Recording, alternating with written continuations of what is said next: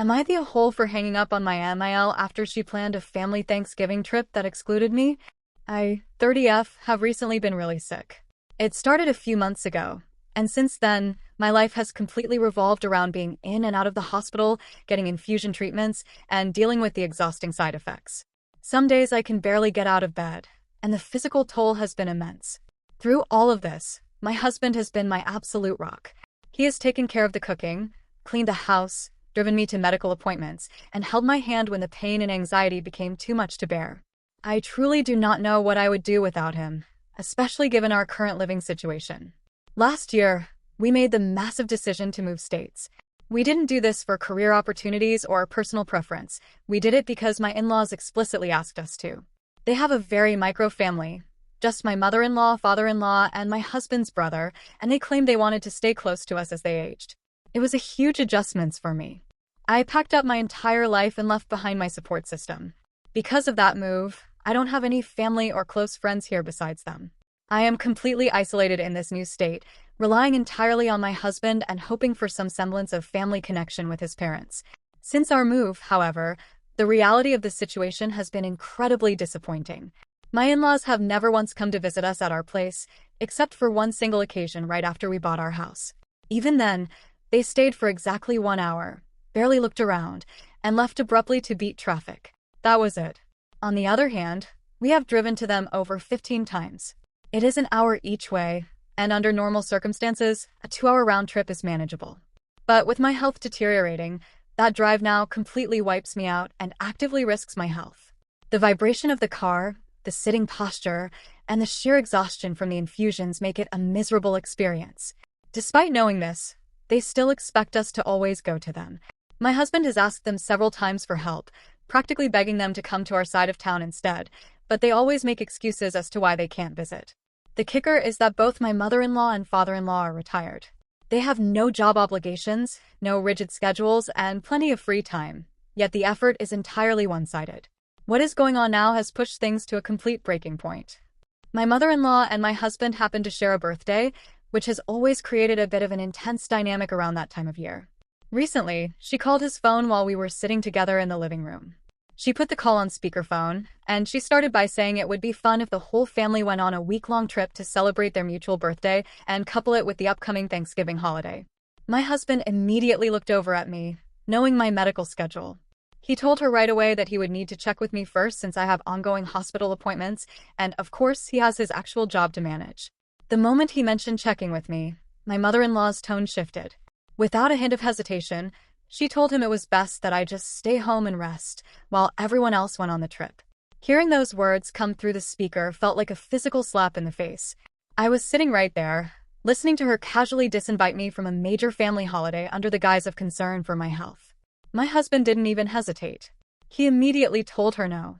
He firmly stated that he was absolutely not leaving me when I am this sick, especially during a holiday like Thanksgiving.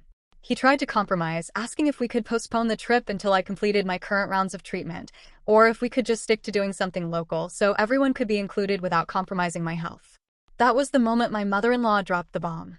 She admitted that she had already booked a resort 3 hours away, spent thousands of dollars on non-refundable reservations, and that if we didn't come, we would be ruining Thanksgiving and her birthday. My husband was taken aback. He asked her why on earth she would go ahead and book an entire resort without confirming the dates or availability with us first. Her response was cold and telling. She said it was the only week his brother was free. That is when the harsh truth really hit me. She never actually intended to include me, and honestly, she probably didn't care if my husband came either, as long as her favorite son was accommodated. Her only concern was his brother's availability, a brother whom she sees literally every single day because they live so close to each other. It felt incredibly calculated. It became blindingly obvious that she either purposely booked this trip to guilt my husband into leaving his sick wife behind, or she used my illness as a convenient excuse to exclude us entirely while placing the blame on my health. I sat there on the couch, listening to her voice drone on through the speaker, and something inside me just snapped. I was over it. I was exhausted from the treatments, drained from the isolation, and just completely done with the absolute lack of effort, care, and basic empathy from her. I looked at my husband and asked him if I could talk to her. He handed me the phone. I took a deep breath, keeping my voice completely steady. In the calmest, most sarcastic tone I could muster, I spoke directly into the receiver. Please don't cancel your vacation. I really, truly hope you have such an amazing time on your birthday. So much so that you forget we're even there. Because we won't be. Bye. Before she could even utter a syllable in response, I hung up the phone. The silence in the room was absolute for a second. My husband didn't look angry at me at all. Instead, he calmly took the phone from my hand and slid it right into his pocket. He looked at me, told me he had no notes on my performance, and we simply carried on with our day, refusing to let her ruin our afternoon. But the peace did not last long. Ever since that phone call, my phone and my husband's phone have been blowing up. My mother-in-law, father-in-law, and brother-in-law are calling nonstop, back to back, leaving a barrage of angry text messages and voicemails. They are collectively saying that I was incredibly rude, disrespectful, and that I blew the situation out of proportion. The guilt tripping is relentless, and the stress is the last thing my body needs right now. So, am I the a-hole for hanging up on my MIL after she booked a family holiday that excluded me? Update. I posted this question after telling a coworker the story, and she was adamant that I needed to apologize. She said hanging up on anyone, especially my MIL, was unspeakable no matter the circumstance. Her reaction made me wonder if I was the asshole, but after reading your messages, I was flooded with relief. A lot has happened since then, and honestly, the silence after we blocked everyone has been both peaceful and weird. For the first few days after my post, my husband and I were still getting constant voicemails from MIL and BIL. At first, they were the standard you misunderstood type of messages. Then it shifted into guilt trips about family, holidays, respect, and how hurt mail supposedly was that I mocked her. After that came the anger. The final straw for my husband was a voicemail from BIL saying they knew something was wrong with me because I don't even have family. L doubled down in another message and implied that my reactions made sense because I didn't grow up understanding healthy family relationships. That one really got to me, not because I believed it, but because they know exactly why I don't have contact with my family. For context, they are fully aware that I was abused and starved as a child. I left home at 18 and never went back. Growing up, there were no locks on any bedroom or bathroom doors because my parents believed privacy encouraged disobedience. The windows in the house were nailed shut. If I got home late from school, even by a few minutes, my father would punish me.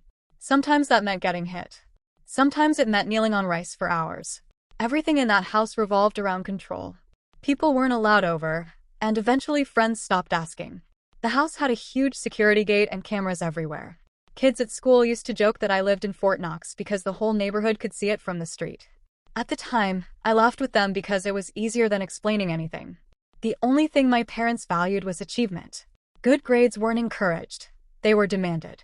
Anything less than perfection meant punishment. I learned very early how to predict moods, how to stay quiet, how to disappear into schoolwork. I graduated near the top of my class because failure didn't feel like an option. One of the worst fights I ever had with my father happened after I threatened to call CPS. I was maybe 15. He told me that if I thought life inside the house was bad, life outside would be worse. He said the world would chew me up, especially because I was a girl. According to him, nobody would help me, and I'd end up used and discarded. I remember him saying it so calmly that it scared me more than yelling would have. So I did what a lot of kids in those situations do. I survived quietly until I had a way out. I got scholarships, worked constantly, saved every dollar I could, and left at 18. I changed my number shortly after, moved apartments twice within the first year because I was terrified they'd find me, and slowly built a life that actually felt safe.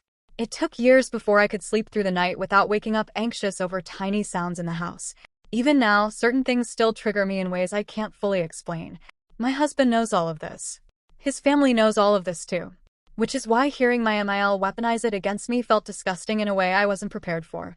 It wasn't some accidental comment made in frustration. She chose something deeply painful and personal because she knew it would hurt.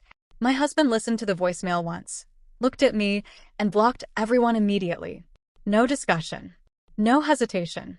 I think that was the moment something permanently shifted for him. People asked in the original post why we moved in the first place if his family was like this, and honestly, before all this happened, they genuinely did not seem like this. His family always presented as extremely close. Both his parents are only children, and all of the grandparents have passed away. Holidays were a huge deal to them. They took annual family vacations, celebrated birthdays together, did weekly dinners, and constantly talked about how important family was.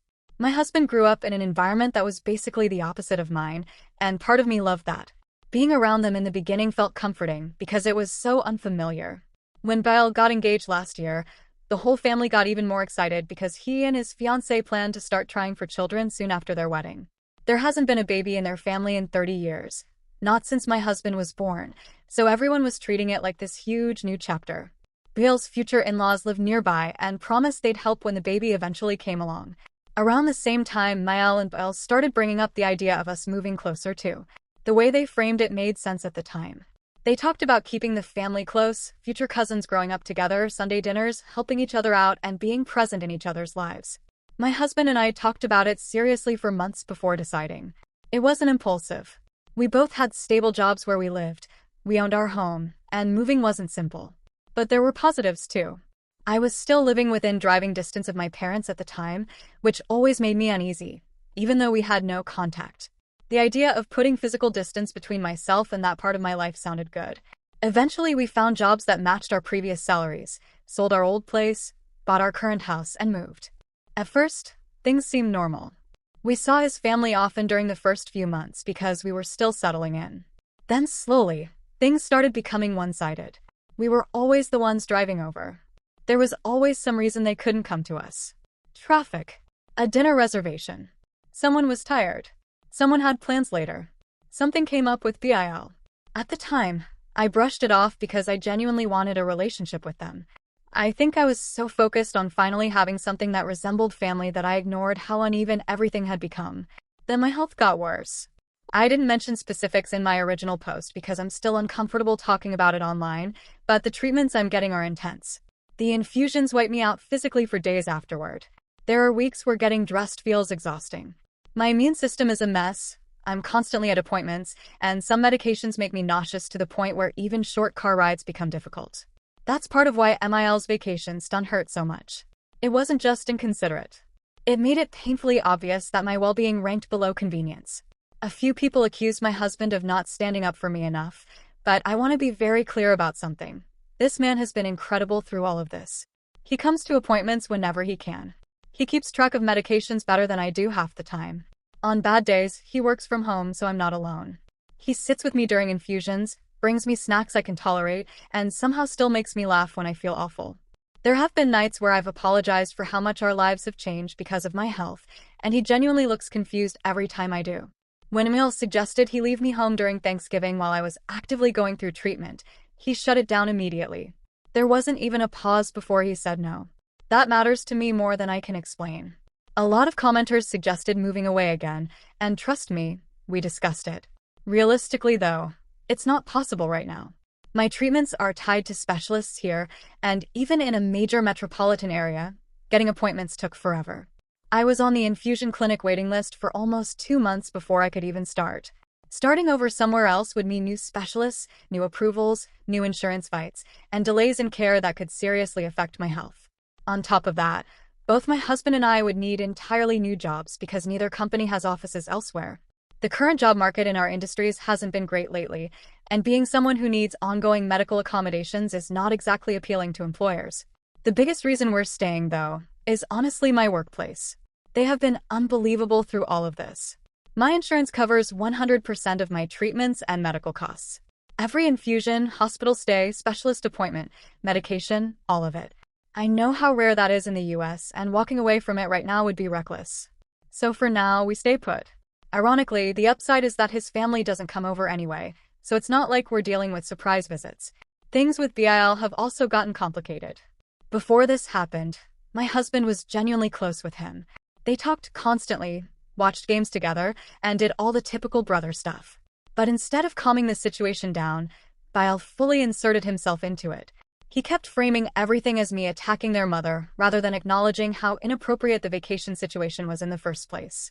What really surprised my husband was how quickly BIL turned cruel once boundaries were set. It made him realize that a lot of the closeness in that family only worked as long as everyone stayed compliant. Since blocking them, we've heard updates indirectly through extended relatives.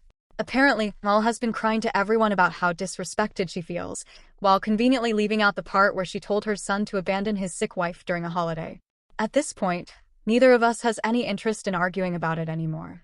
My husband and I had a long conversation recently about what holidays are going to look like moving forward. Not just Thanksgiving, but all of them.